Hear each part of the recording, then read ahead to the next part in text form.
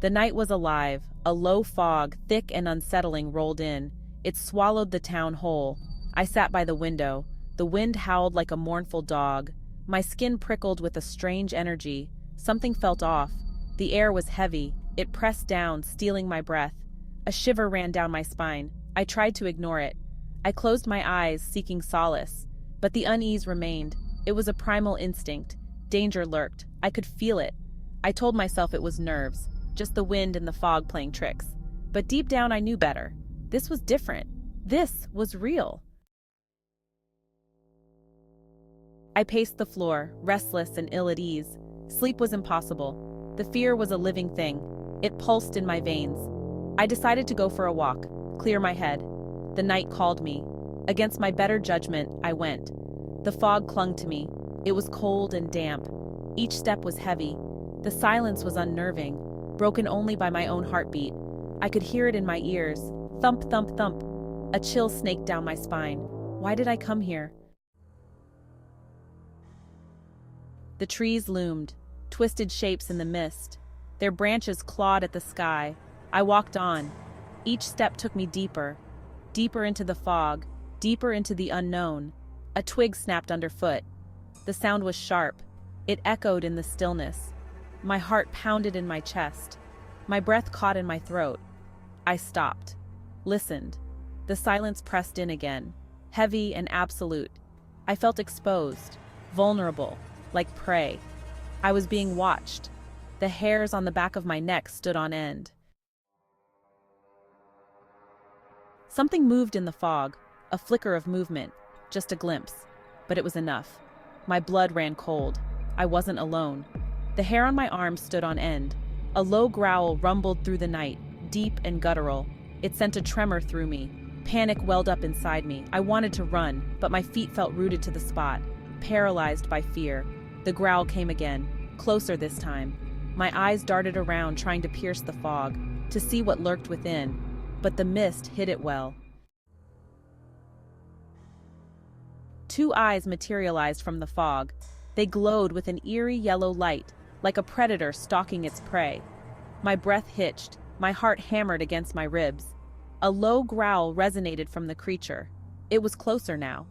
The fog parted slightly, revealing a glimpse of the beast. It was large, powerful, covered in matted fur. Its breath steamed in the cold night air. Saliva dripped from its fangs. My legs trembled. I was trapped. It stepped forward, into the light, towering over me. A werewolf. Its eyes burned into mine, filled with a primal hunger. I could smell its rank breath, musky and wild. It snarled, a deep, throaty sound, baring its teeth in a menacing grin. Terror gripped me. I was frozen, unable to move, unable to scream. The creature circled me slowly, deliberately, savoring my fear. Its eyes never left mine. I knew this was it. This was how I died. The werewolf lunged, its jaws wide open, teeth glinting in the moonlight.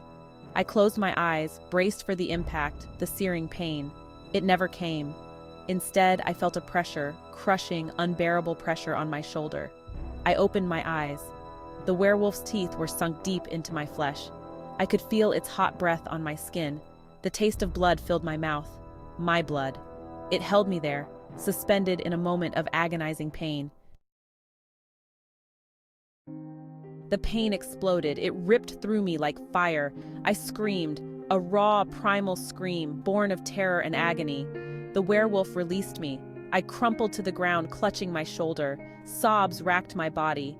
My vision blurred. Spots of light danced before my eyes. I could taste blood, my blood, coppery and warm. I was going to die here, alone, in the cold embrace of the night.